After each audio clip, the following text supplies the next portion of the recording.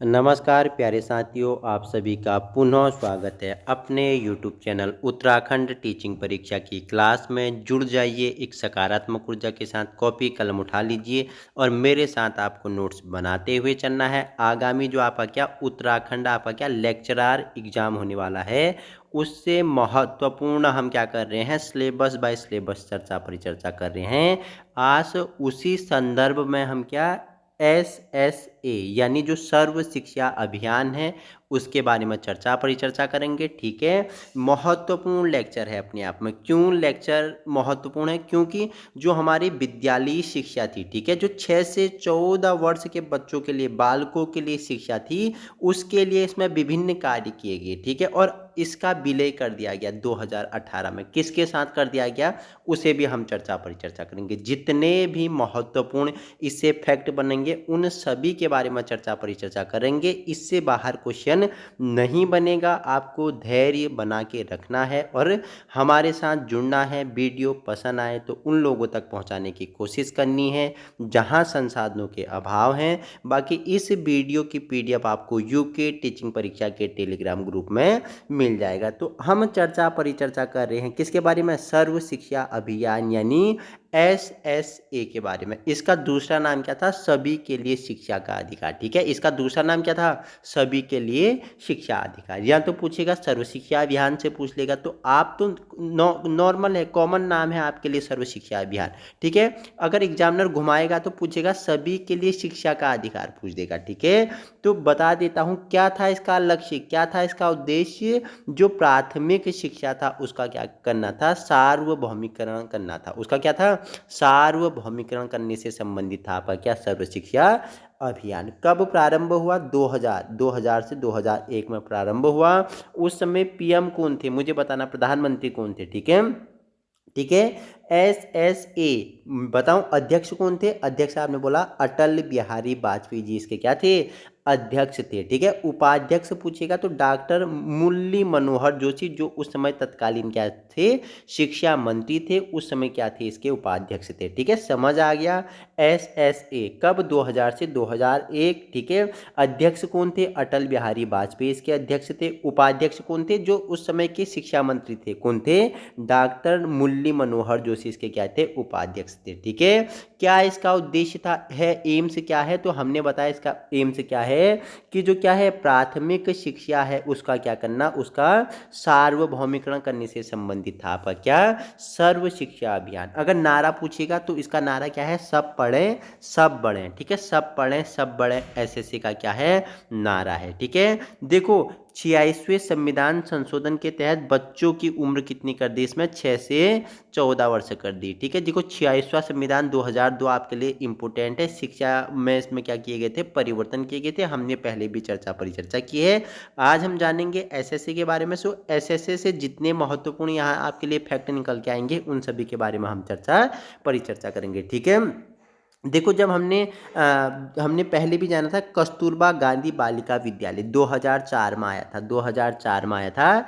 इसको क्या SSA के तहत ही शुरू किया गया था। SSA के तहत ही कस्तूरबा गांधी बालिका विद्यालय योजना 2000 में इसका क्या क्या स्थापना की गई थी। तो इसी के तहत, किसके तहत, SSA के तहत ही इसकी स्थापना की गई थी। इसके तहत सभी बालिकाओं को शिक्षा देने का क्या सपना देखा गया और बाद में यह SSA में इसका भी विलय कर दिया गया। ठीक है, जो सभी बालिकाएं हैं, चाहे किसी भी धर्म हो, जाति हो, लिंग हो, समुदाय हो, वर्ग हो, किसी भी क्षेत्र से हो, किसी भी परिस्थिति से हो, मतलब आर्थिक रूप से कमजोर हो या परिपक्व हो। ठीक है, तो उन सभी को क्या शिक्षा देने का सपना देखा गया था, किसमें, कस्तूरबा गांधी बालिका विद्यालय में। SSA के तहत ही इसे शुरू किया गया था। कब, 2004 में, और बाद में इसका क्या कर दिया गया, इसी में विलय कर दिया गया था। इसके लक्ष्य क्या है, SSA के लक्ष्य क्या थे, इसमें क्या क्या लक्ष्य रखे गए थे, तो आपको बता देता हूं। 2003 तक सभी बच्चों को विद्यालय में लाना, लाना मतलब कि सभी बच्चों को जो विद्यालय नहीं जा रहे हैं उनका प्रवेश करना, मतलब कि प्रवेश करने से संबंधित है। ठीक है, 2003 तक क्या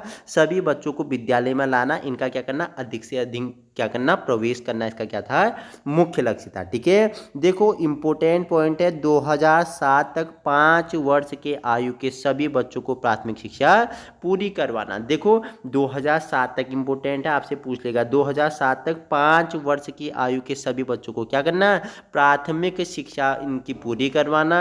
2003 तक सभी बच्चों को विद्यालय में लाना, उनका प्रवेश करना, और 2007 से 2010 तक प्राथमिक शिक्षा के स्तर तक आने वाले सभी लिंग हो गए, लिंग संबंधी और सामाजिक श्रेणी अंतराल को समाप्त करना, इसका क्या था, मुख्य उद्देश्य था। और 2010 तक सभी बच्चे क्या करें, 8 वर्षीय प्रारंभिक शिक्षा पूरी करें। तो महत्वपूर्ण फैक्ट हैं, यहीं से क्वेश्चन बन जाएंगे। ठीक है, यहीं से क्वेश्चन बन जाएंगे। आइए हमने लक्ष्य जान लिए, अब जानते हैं इसकी उपलब्धियों के बारे में परिचर्चा कर लेते हैं। सभी बुनियादी ढांचे में सुधार करना, पानी, शौचालय, मतलब जो विद्यालय में क्या होते हैं, बुनियादी ढांचे होते हैं, पीने का पानी हो गया, ठीक है, कैंटीन की व्यवस्था होगी, शौचालय की व्यवस्था होगी, खेल का मैदान हो गया, ठीक है, बुनियादी ढांचे, उनमें क्या करना, सुधार करना। ठीक है, यह प्रारंभिक शिक्षा को कौशल युक्त शिक्षा प्राप्त करवाना। ठीक है, इसका उपलब्धि क्या थी, जो प्रारंभिक शिक्षा है उन्हें कैसे कौशल युक्त शिक्षा प्राप्त करवाना। ठीक है,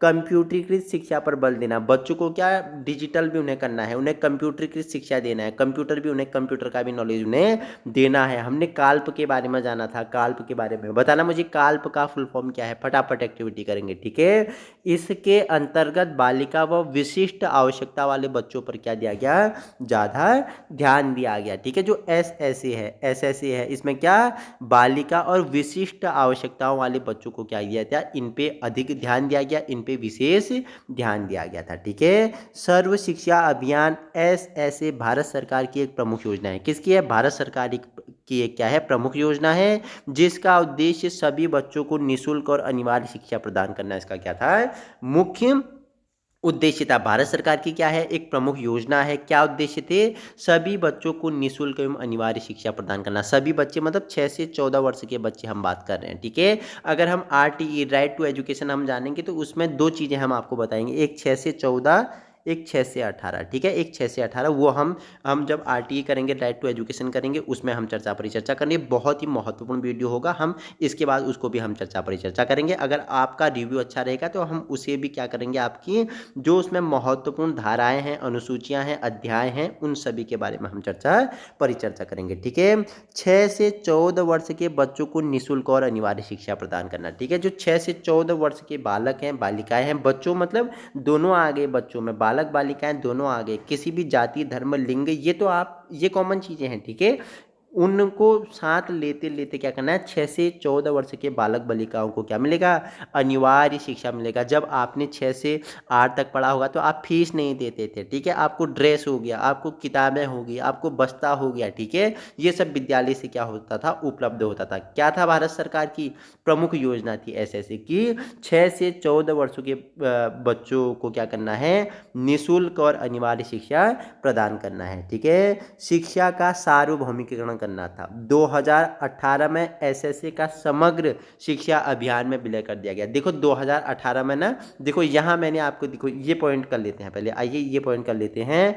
24 मई 2018 को SSA प्लस रमसा प्लस रूसा तीनों को एकीकृत करके समग्र शिक्षा अभियान व समग्र शिक्षा अभियान में इनका क्या कर दिया गया, विलय कर दिया गया। देखो SSA हो गया सर्व शिक्षा अभियान, ठीक है, रमसा हो गया, रूसा हो गया, इनके बारे में जानेंगे। रमसा के बारे में भी चर्चा परिचर्चा करेंगे, रूसा के बारे में भी चर्चा परिचर्चा करेंगे। ठीक है, इन सभी का क्या कर दिया गया, 24 मई 2018 को समग्र शिक्षा अभियान में इनका क्या कर दिया गया, विलय कर दिया गया है। आइए अब आगे हम चर्चा परिचर्चा कर लेते हैं। आगे चर्चा परिचर्चा करेंगे कि जो 6 से 14 वर्ष के बालक हैं, बच्चे हैं, उन्हें तो निःशुल्क और अनिवार्य शिक्षा देना ही है। ठीक है, शिक्षा का सार्वभौमिकरण करना। ठीक है, 2018 में SSA का समग्र शिक्षा अभियान में क्या कर दिया गया था, विलय कर दिया गया था। ठीक है, सार्वभौमिकरण कैसा होगा, प्रारंभिक शिक्षा का होगा, जिसमें सामाजिक समानता हो गया, लिंग समानता हो गया। ठीक है, इनको भी क्या विशेष बल दिया गया था।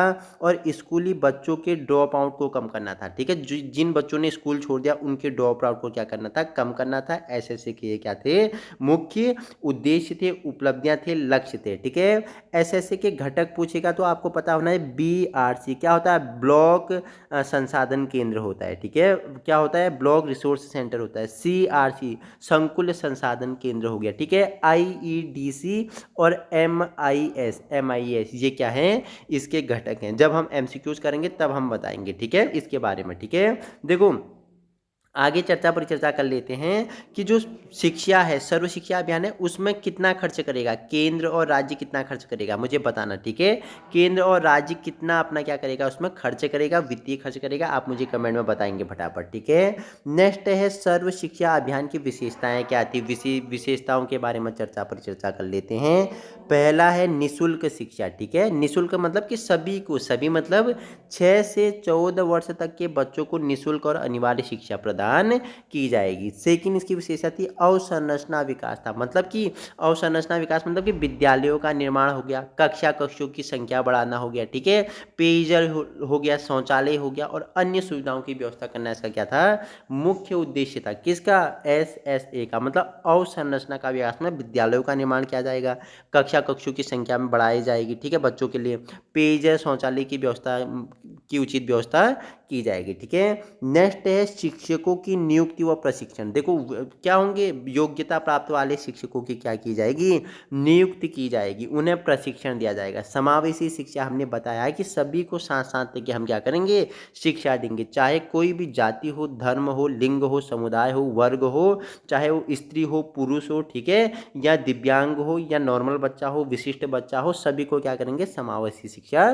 प्रदान करेंगे। ठीक है, समुदाय की भागीदारी, मतलब समुदाय की भागीदारी मतलब एसएमसी का गठन, एसएमसी का गठन को भी इसमें क्या दिया गया, बल दिया गया। हम जब आरटीई राइट टू एजुकेशन करेंगे, चर्चा पर चर्चा करेंगे, एसएमसी के गठन में कितने सदस्य होते हैं बताना मुझे, 16 सदस्य होते हैं, बताना मुझे फटाफट कितने सदस्य होते हैं, आप मुझे बताएंगे। ठीक है, नेक्स्ट है मिड डे मील का समन्वय करना। देखो प्रारंभ में इसका समन्वय करना इसका उद्देश्य था। ठीक है, मिड डे मील जिसका आप पीएम पोषण योजना, पीएम पोषण भोजन योजना इसका नाम रख दिया गया है 2021 में, नरेंद्र मोदी जी द्वारा इसका नाम बदल दिया गया है। इसका नाम था मिड डे मील योजना, मध्याह्न भोजन योजना। कब ये कब चालू हुआ बताइए मुझे, कब, 15 अगस्त कब, 1900 बताओ मुझे, 95 था या 98 था, बताइए मुझे फटाफट, कब हुआ था फटाफट बताना। ठीक है, तमिलनाडु में सबसे पहले प्रारंभ किया गया था, कितना, 2408 ब्लॉकों में सबसे पहले ये क्या किया था, गया था, मिड डे मील योजना प्रारंभ की गई थी। बताना मुझे कब, इस कौन सी डेट को ये प्रारंभ की गई थी। ठीक है,